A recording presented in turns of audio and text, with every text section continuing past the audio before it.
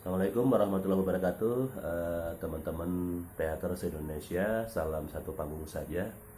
Baik, kali ini kita akan membicarakan tentang masih di dalam ruang lingkup teater itu sendiri.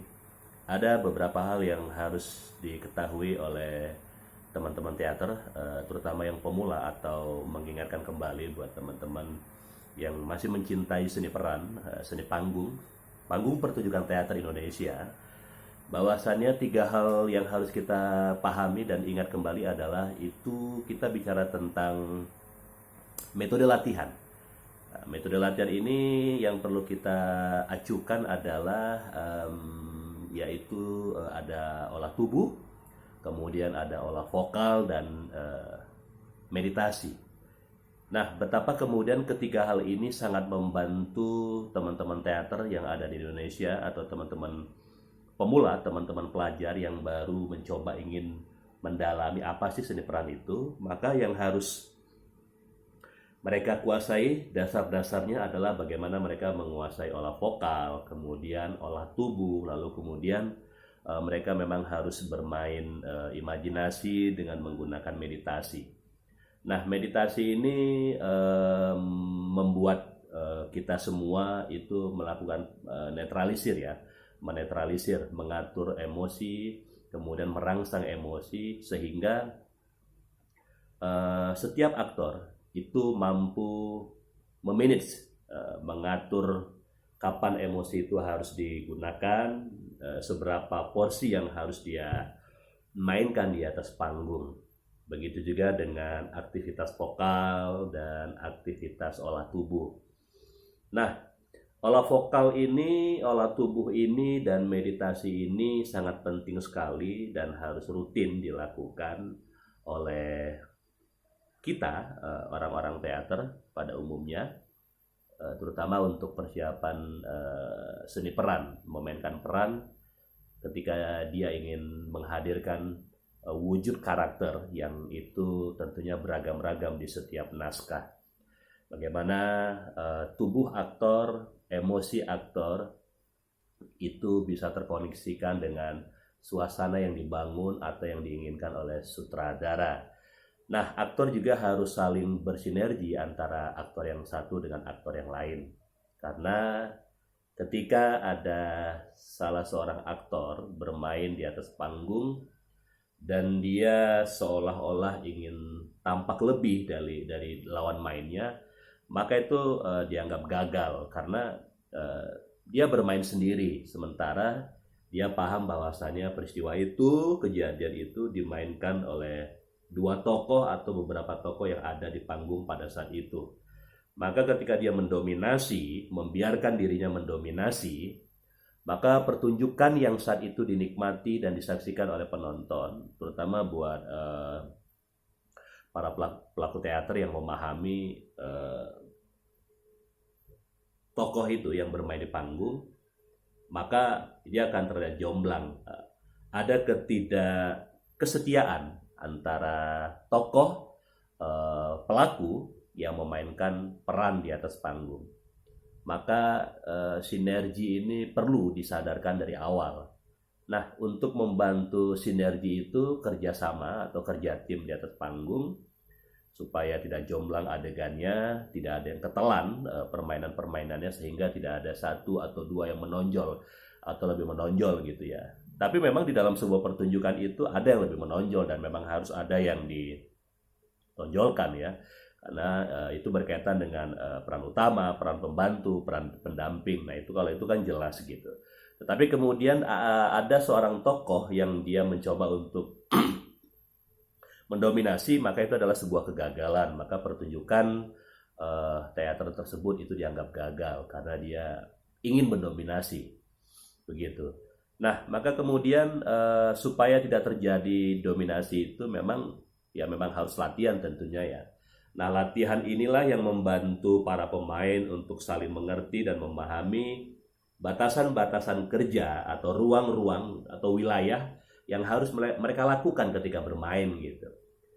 Seberapa emosi yang harus dia berikan kepada lawan mainnya. Nah, ini merupakan sinergi yang menarik. Itulah kerja tim. Itulah kerja emosional ya, kerja imajinasi. Nah ini itu bisa terjadi ketika para pemain ini di luar panggung. Itu pada saat latihan memang ada ruang tersendiri di mana dia harus meditasi, dia harus menenangkan dirinya, dia harus mengatur napas, mengatur emosi, ya. Nah dengan meditasi tentunya hasil atau efek yang didapatkan itu adalah para aktor ini akan bisa lebih tenang gitu, walaupun pada kenyataannya hampir di setiap aktor di Indonesia itu ketika akan memulai sebuah pertunjukan itu pasti gugup gitu ya, gugup. Nah untuk menghindari atau meminimalisir kegugupan itu memang kita yang memang latihan gitu ya. Nah, kegugupan itu kan muncul karena memang ketidaksiapan seorang pemain di atas panggung karena latihannya tidak optimal, latihannya tidak sungguh-sungguh. Nah, ketika latihan itu dianggap remeh-temeh, dianggap tidak peduli, maka itu akan mempengaruhi psikologi seorang pemain untuk tampil di atas panggung. Nah, ini perlu menjadi catatan juga untuk kita bersama bahwasannya itu kenapa kemudian latihan sungguh-sungguh, intensitas latihan yang banyak itu perlu kita perhatikan dengan seksama karena dia yang akan membantu kelancaran dinamika permainan di atas panggung. Nah, kesadaran-kesadaran ini yang harus memang terus kita pupuk, kita bina, kita jaga gitu.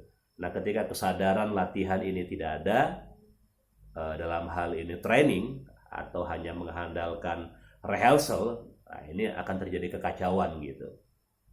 Itu kenapa kemudian kita perlu training gitu ya, training olah vokal, kemudian training olah tubuh, meditasi, melatih imajinasi gitu. Karena melatih imajinasi juga tidak gampang, juga tidak sulit. Itu juga butuh kerelaan kita untuk meninggalkan sejenak siapa pribadi kita, bagaimana kitanya, lalu kita mencoba bermain dengan kupu-kupu, bermain dengan ruang gelap, bagaimana bau amis, bau darah, kemudian bau-bau yang lain yang memang itu melatih membangun imajinasi kita semakin lentur.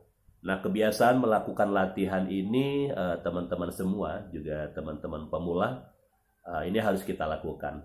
Sepiawai apapun seorang aktor, seorang pemain peran yang sudah terbiasa bermain peran, itu tetap harus melakukan training, latihan supaya tubuhnya tetap konsisten, supaya tubuhnya tetap terjaga dan dia selalu stay, dia selalu siap.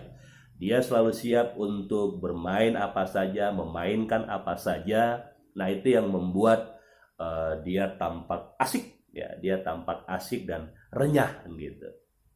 Karena seorang pembalap ataupun seorang pesepak bola atau seorang badminton, nah ketika dia akan melakukan sebuah pertarungan, ya dia juga harus latihan karena dia harus mempersiapkan strategi-strategi baru dan melihat lawan gitu. Nah, ini penting ya, ini pengetahuan juga, ini penting untuk dipahami gitu. Karena kalau masih ada teman-teman teater, orang-orang teater yang masih bermalas-malasan, tidak mau latihan, enggan untuk latihan, maka tunggulah keajaiban di atas panggung, yaitu kegagalan. Nah, jangan disesali kegagalan itu, karena kegagalan itu terjadi karena kemalasan yang kita lakukan sebagai seorang aktor. Ini juga terjadi di bidang ya, di bidang lainnya gitu. Baik itu di bisnis, di manajemen ataupun di olahraga atau apapun namanya. Ketika disiplin waktu dan disiplin yang lainnya, disiplin diri itu tidak dilakukan, maka kegagalan dan kehancuran itu akan terjadi. Mari sama-sama kita jaga latihan, training dalam hal ini, ya, training olah vokal, olah tubuh, meditasi dan imajinasi ini harus tetap kita jaga. Baik teman-teman, demikian wacana singkat dari komunitas teater malam. Saya Duma akan mencoba berbagi, kita sharing di sini tentang apa saja yang semestinya harus kita jaga sebagai seorang aktor, sebagai seorang businessman, atau seorang kontraktor atau apapun gitu. Tetapi kita membicarakan tentang seni panggung ya, seni pertunjukan, seni peran, menjaga stamina aktor itu tetap terjaga, yaitu dengan olah tubuh, olah vokal, meditasi, dan melatih imajinasi. Nah, untuk hal ini jangan lupa kita juga memang harus banyak-banyak membaca teks puisi, membaca kumpulan cerpen, karena itu bisa merangsang imajinasi kita untuk memainkan karakter apa saja yang nanti berkaitan dengan improvisasi. Baik teman-teman, terima kasih. Sukses untuk teater Indonesia. Salam satu panggung saja. Thank you. Sampai ketemu sesi berikutnya.